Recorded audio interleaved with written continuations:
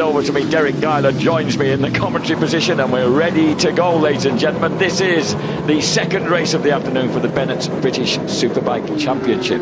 2 warm-up laps around the minuscule track that we've got here, and Leon Haslam will be on the front row alongside Shane Byrne and Bradley Ray.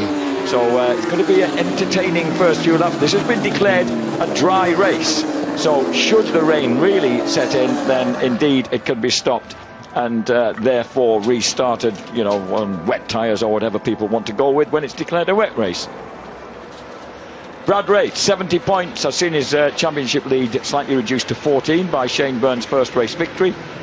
And then 16 points further back, you've got Leon Haslam on the JG Speedfit Kawasaki. Honda Racing's Jason O'Halloran on 32. Dan Linfoot still in the mix in 5th place, but not for long because he's absent injured. 6th place, and Dan, if you're watching, then you know, hope it goes well. I know that Spider visited you last night. You were in good spirits. Glenn Irwin in 6th place ahead of Christian Iden, Michael Laverty, Danny Buchan and Luke Mossey. Laverty, Buchan and Mossey all on 20 points. Jake Dixon on 19. Ellison, unlucky in the first races, in 12th place on 16 ahead of Hickman.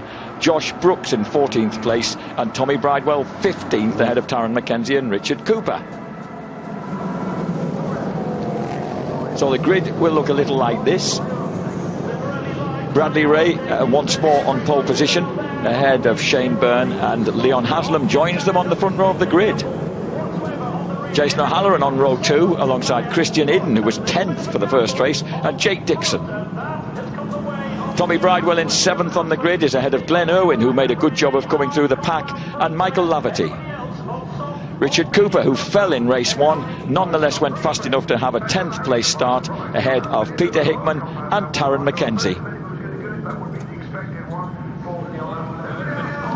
Stuart Hickman, what a lovely relaxed man there. Notice how quick he was to warmly congratulate Paul Bird after Bird's victory via Shane Byrne in race 1.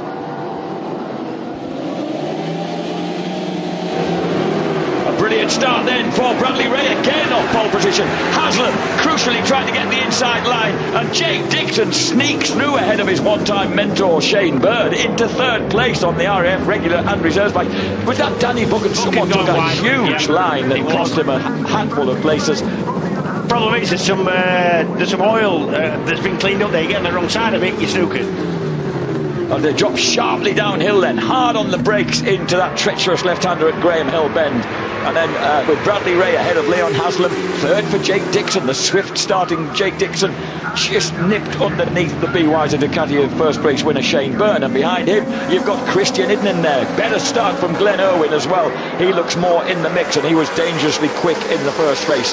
So anything could happen. 30 laps ahead of us if the weather holds. This is what we want. Here comes Iden. He straight away moves on to Shane Byrne. Iden lacked no confidence in the first race. It's just that with 10 laps to go when he's decided now's the time to make my move, he found that he had no tyre, especially the front tyre had gone first, oddly enough, and he said, I just had to hold on for the last 5 laps.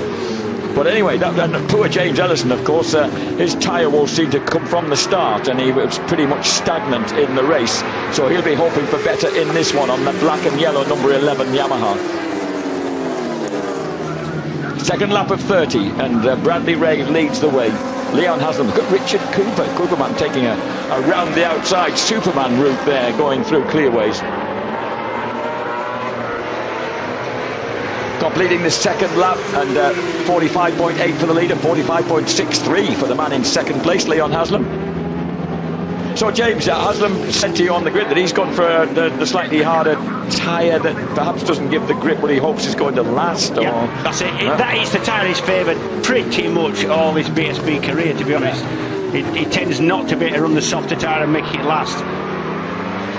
I'll tell you what, you may not think he's got that much grip, but he's closing in on the race leader at the moment and lapping that whisker faster than Bradley Ray. So Bradley Ray on the build-based Suzuki leading the way. Here's, of course, the championship leader. This is very early days before the race. Does a race ever settle down at Brands Hatch, James? I was going to say, before the rain settles, a bit of rain on that camera and down at the far end. Yeah, there's rain on the window here. There is spots of rain falling as I came off the grid. There's definitely a dampness in there and the odd spot of rain. Really small spots so far, and obviously not making much, not having much effect on grid. Did you see Christian Hidden whipping off a tear-off as he went up Hillwood Hill there, James? So presumably, you know, like, straight away they're getting that on their visors, and if they can clear it, they'll clear it. Well, to be honest, normally moisture, any kind of rain, it'll blow off your visor, because I mean, you stick it head up at the end of start finish straight to 170 miles an hour, you're going to get that water blown off.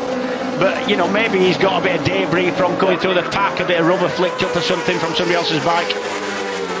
But it is true what James was saying. These guys are touching 170 miles an hour here in that short, sharp Brabham straight before they anchor it up for that downhill right-hander. It's a short straight, but they're coming onto it really quick. That's why we get such epic finishes here, James, because, you know, fast last night. Have you noticed? Who was it who won here in sketchy conditions? Number 47, Richard Cooper. He's right on the back wheel now of number 67, Shane Byrne. So the second of the Bill-based Suzukis is having a cracking ride here after falling in race 1. And looking at lap times, 45.4 is the quickest. That's Haslam in second place, his last lap round. So they are definitely feeling for conditions here a bit. They're definitely, the rain on the visors is having an effect. Maybe not an effect on grip, but it's certainly an effect on where they're putting the power down and how much grip they think they've got. Yeah. There's Shane Byrne, he's now down in 6th place. Cooper, Irwin, Hickman, Bridewell behind him. Laverty and Brooks 11th and 12th. Josh Brooks having a more respectable ride on the McCann's Yamaha. Well, there is Brooks just tipping in behind Michael Laverty's Tyco BMW. Being fair, for a quality rider like Brooks, he couldn't have much of a worse ride, could he, than had in race 1, for whatever reason. At least he's kind of in the same picture frame as the leaders almost. Glenn Irwin is looking strong on that second, that number 2. Be Wiser Ducati right behind him. Look, the big frame of Peter Hickman, who's becoming very much a road specialist who loves his BSB. Instead of the other way around. Yeah, and Hickman's moving in. Yeah, look at this. He's... isn't it amazing how conditions, slight change in conditions brings out different strengths in people's riding? Yeah, we know that Hickman loves anything. Well, he rides good, really well in any conditions, and he's quick on any bike and on any circuit. Real all-rounder, really quick at the Isle of Man. I think we're going to see him winning his first TT this year. We're on the rostrum, I think 5 times last year at the TT, but he does love his short circuit stuff as well, and he is really good in any kind of inclement conditions, and it is turning that way now. You can see from the camera lens there is rain coming down, and at some point that will affect grip. So as they storm across the line, then look at Bradley Ray extending his lead. Sorry, Jack, you can see that the man in second there, and the red flag's out. Yeah, you can see that. What a shame. Right, so what happened was about 3 or 4 of the leading riders there, not Brad Ray, strangely enough, leading the race, but 3 or 4 of the riders from second backwards, including Haslam, put their hands up over the start and finish. That's to indicate to the race direction that the conditions are getting bad enough to stop the race and either wait to see what happens to conditions or declare it a wet race so they can come in and change tyres. And that young man, this older man's protege, never put his hand up at all.